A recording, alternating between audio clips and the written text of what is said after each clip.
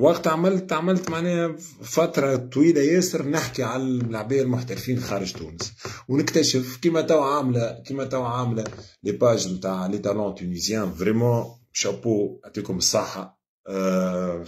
يمكن انا ما جاتش فرصة باش نشكرهم برشا.